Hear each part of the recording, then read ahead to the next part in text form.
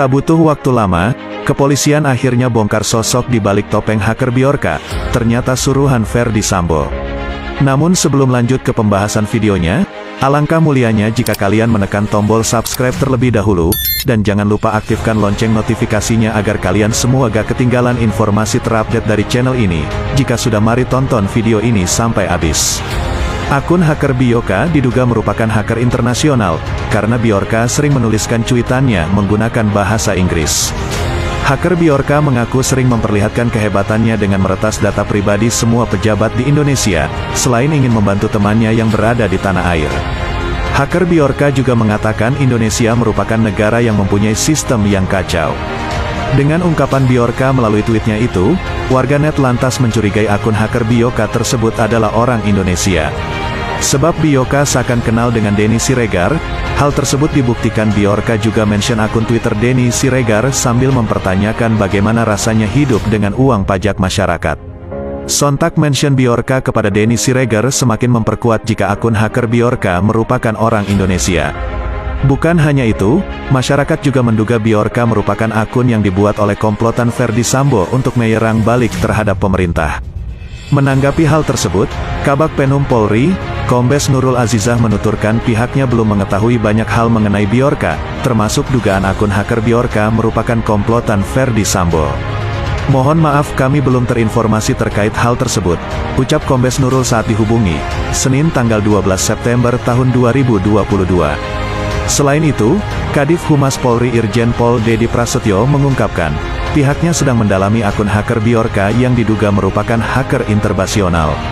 Soal hacker Bjorka, sedang didalami ya, ucapnya. Bjorka diketahui telah memperlihatkan keahliannya, karena Bjorka mengklaim sudah berhasil membongkar data pribadi para pejabat. Salah satu pejabat yang diklaim berhasil diretas Bjorka yaitu Presiden Jokowi, Puan Maharani, serta Erick Thohir. Bjorka mengungkapkan motif atas aksi peretasan tersebut sebagai bentuk demonstrasi di era yang baru. Saya punya teman baik orang Indonesia yang di Warsawa, dan dia bercerita banyak tentang betapa kacaunya Indonesia. Aku melakukan ini untuknya. Keterangan tertulis Bjorka yang diartikan ke dalam bahasa Indonesia. Bukan hanya itu, Bjorka juga menyenggol Twitter @DennySiregar7. Denny Siregar dimention Bjorka dalam sebuah cuitan sambil mempertanyakan bagaimana rasanya hidup dari pajak. Hai @DennySiregar7, bagaimana rasanya hidup menggunakan uang pajak dari orang Indonesia tapi malah menggunakan internet untuk mempolarisasi orang, keterangan Bjorka dikutip dari Twitternya. Nah, bagaimana menurut kalian? Sampaikan pendapat kalian di dalam kolom komentar. Sekian info yang dapat kami sampaikan, jangan lupa like, komen, dan share video ini. Sekian dan terima kasih.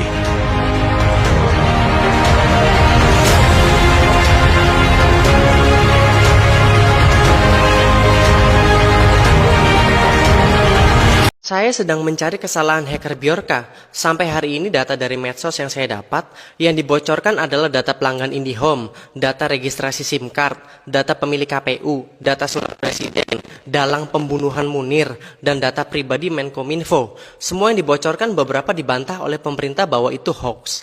Jika Bjorka diproses hukum di Indonesia, pasal yang dapat diterapkan adalah pasal ini dan ini.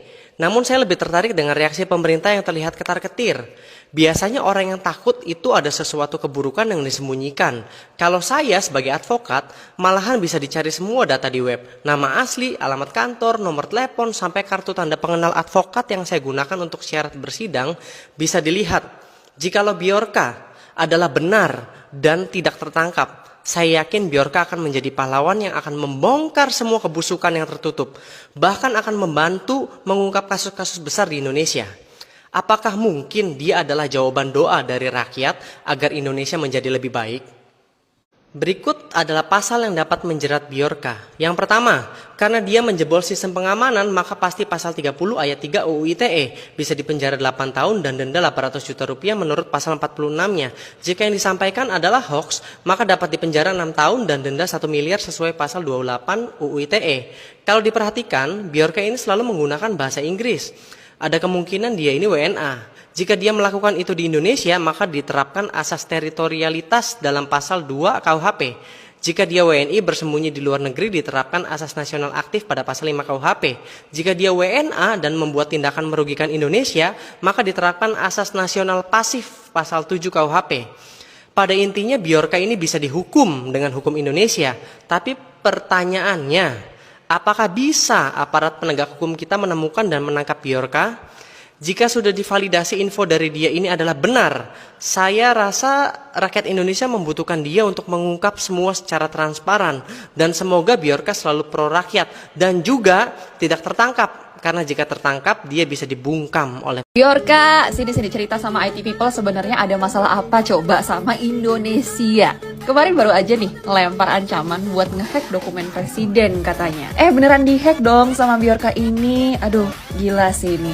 Sumpah ya, ini Bjorka sebenarnya kenapa deh? Kok makin kesini ngehacknya makin brutal gitu. Menurut kalian hacker Bjorka ini udah kelewatan atau gimana sih? Kalau kata netizen kita sebut dia si tampan dan pemberani. Jadi tolong Bjorka stop aja ya, please banget nih guys. Nah, kira-kira kamu mau kasih pesan apa nih sama hacker Bjorka ini? Coba spill di.